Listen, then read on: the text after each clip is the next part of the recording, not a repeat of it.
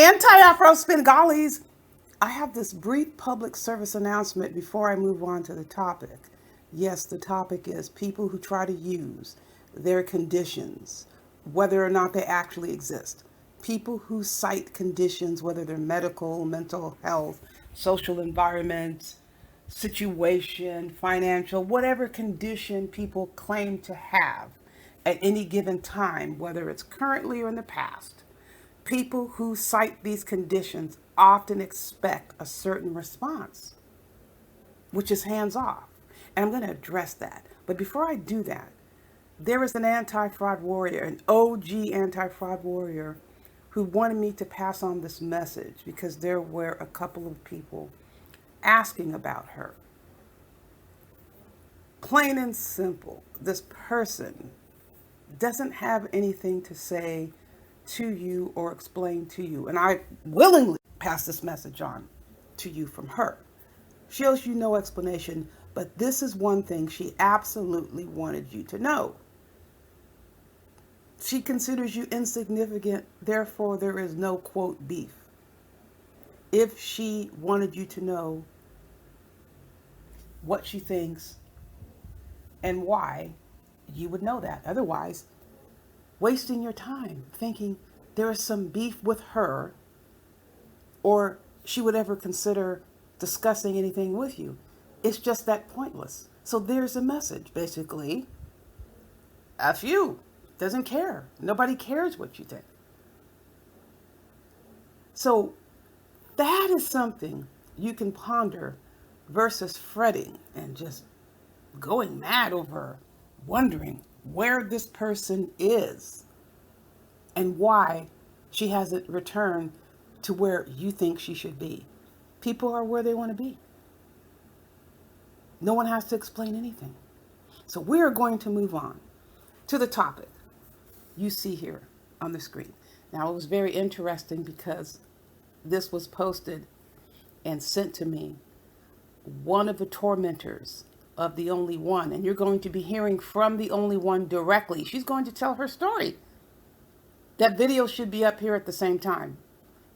From her directly. This is one of her tormentors playing the victim. This tormentor also has a history with me, doing things behind the scenes and coming up on public platforms, and you get people saying shit like this. Because this is the MO. People who cite their conditions, whether they're real or imagined, who knows? So let me be specific about this person. And I'm not really highlighting this person with the picture and all that because this person is already in enough shit based on what she's actually done behind the scenes. This person actually went on the public airwaves. See, unlike the phony ass AFW who goes about citing personal conversations and brings them to the forefront, let me sidetrack this for a second. I'll give you an example. I was sent a clip with the phony AFW imposter citing a conversation that she says we had. And I'm only going to say what she said. I'm not going to go into what actually was going on other than what she was saying. She jumped up and said, "Hey, so-and-so, AAS said I should sue you." And then she gave more information about what was happening. She gave the information. And guess what?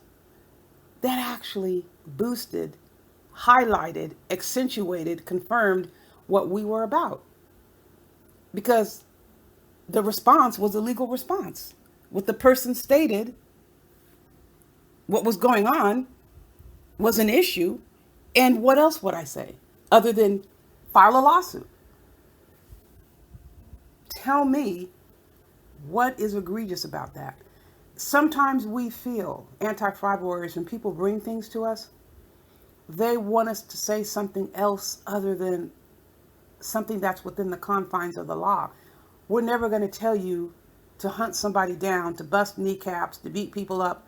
So I'm not quite sure where the person was going, but the person did nothing but solidify our position.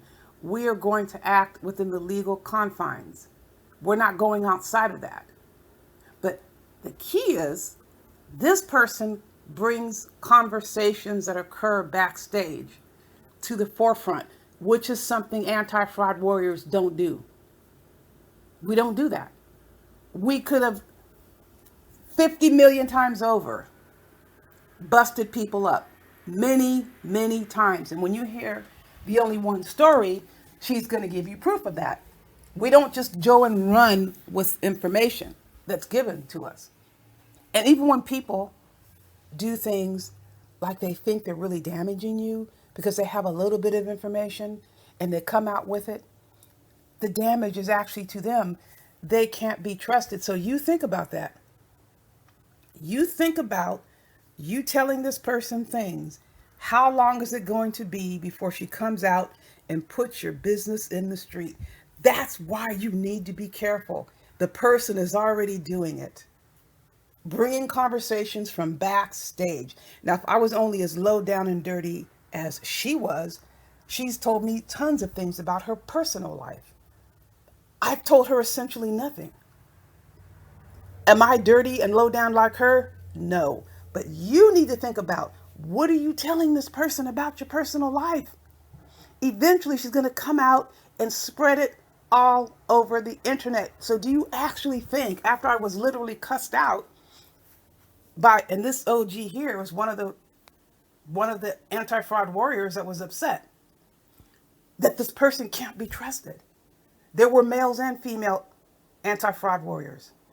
If I've been told that, you think I'm going to bear every single part of my life to someone like that? No. So without further ado, let me explain what's going on here.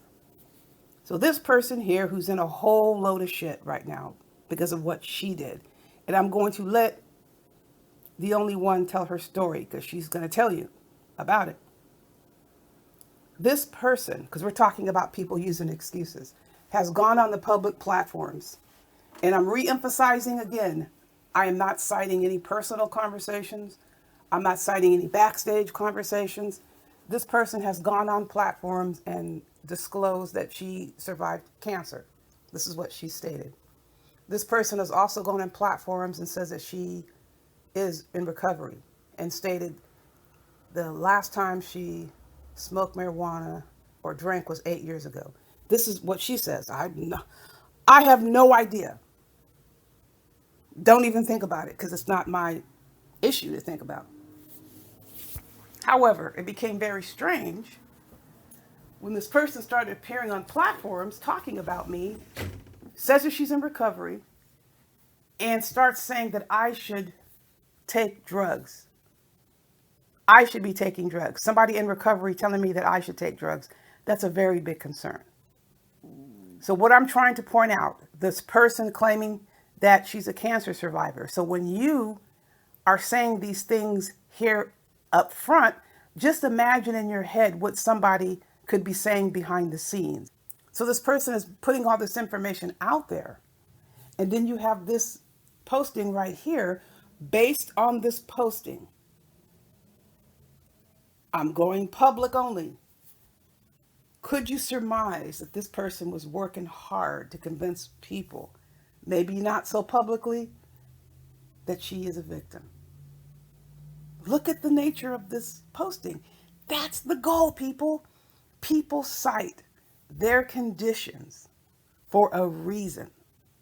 They want to guilt you into not calling them out for the shit that they are doing. Meanwhile, they are wreaking havoc upon other people. So when someone dares to speak up, they want to pull up these conditions. Like you see, this person's been fooled into thinking this person is a victim. This person is a tormentor. Pure and simple. The only one is not alone. There are many other people this person has done things to. This person thought she was going to be doing some shit to me. I'm not going to go into that. I've talked about it before.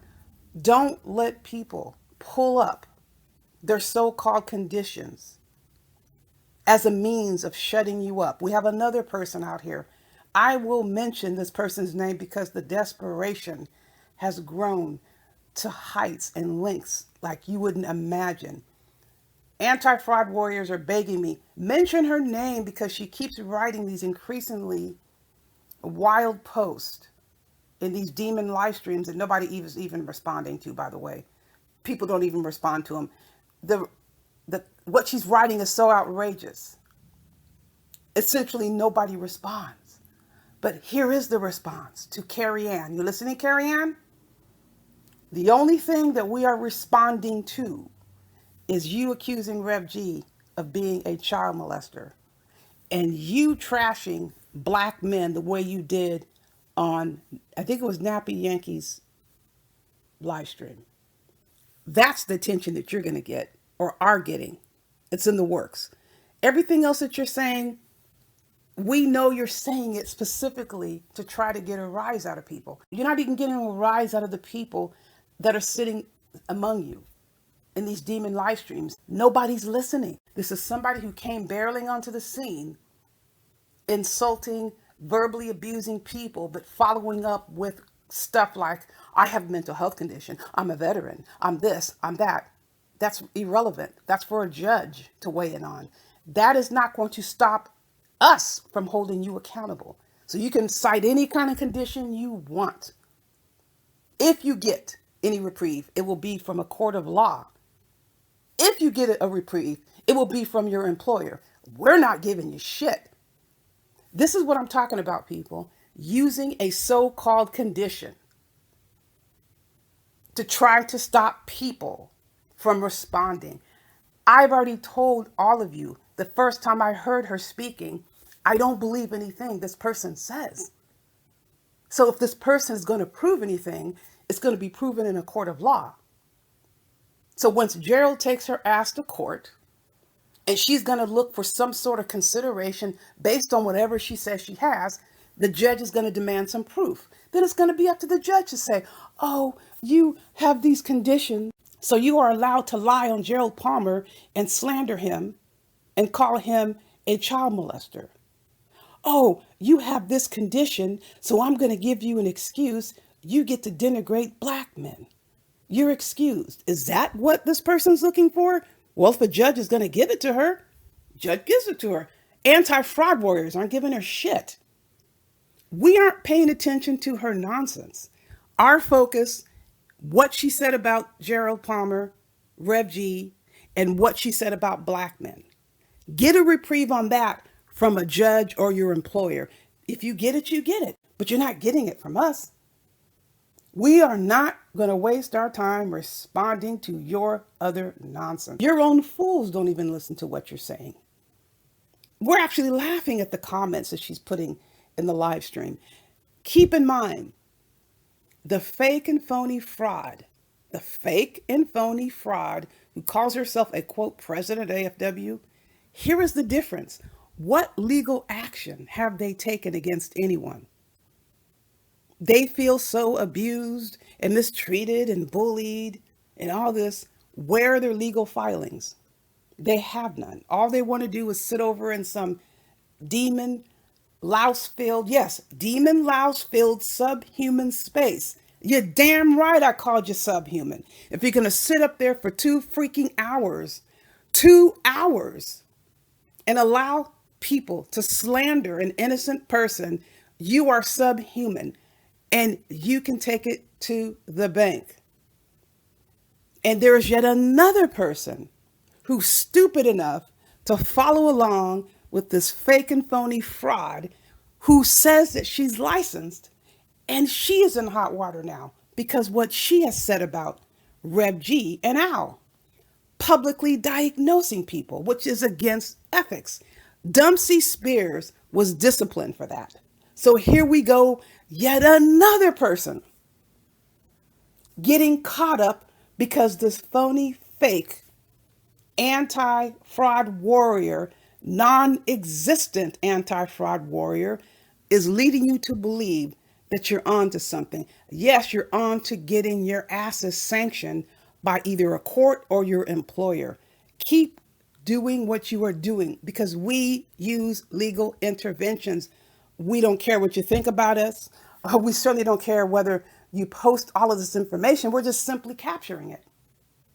And eventually, the person running the show is going to have to pay. All those super chats, keep racking them up. They're going to be ours. Because when we file this legal action against that phony, fake AFW, all the money collected is going to belong to the legitimate AFW, anti fraud warriors. So let it go, people. Let it be.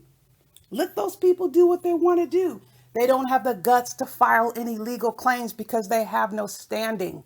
They are the ones engaging in the slander, in the illegal, actionable behaviors, and we have captured it all. Thank you. Thank you, anti fraud warriors, for doing what we do best, which is defending those who are set upon and those who are attacked. Stand by and listen for the only one story. She's going to tell you how she was tormented by this person here and the beautiful Bernice in her own words. People come to us all the time asking for support. Some of the times it has nothing to do with YouTube. They're being harassed. They need legal resources. We have a lot of people who have a lot of knowledge in different areas, and we're here to help them. We're not here to sit around cackling and screaming and hollering and wondering why somebody's here and there. Go for it. Enjoy yourselves. You are giving us more than what we need to go one by one by one and handle each person who steps over the line. 100% legal. Now, if someone's saying, oh my God, it's not fun on the internet anymore. That's right. It's no fun attacking someone when they decide to defend themselves. It's all fun and games for the contorted mind thinkers that you can sit around and trash people and have fun with it until they decide to defend themselves. That's what anti fraud warriors do best. We advocate for people. We know how to defend ourselves. Just because we're not coming and telling you about every move we make, don't think we're not defending ourselves. It's going to hit you when you least expect it. People, do not allow any person to cite any sort of condition as a means of squelching your right to defend yourself and publicly declare their behavior is downright deplorable and unacceptable. In the meantime, you know the drill. Buyer beware.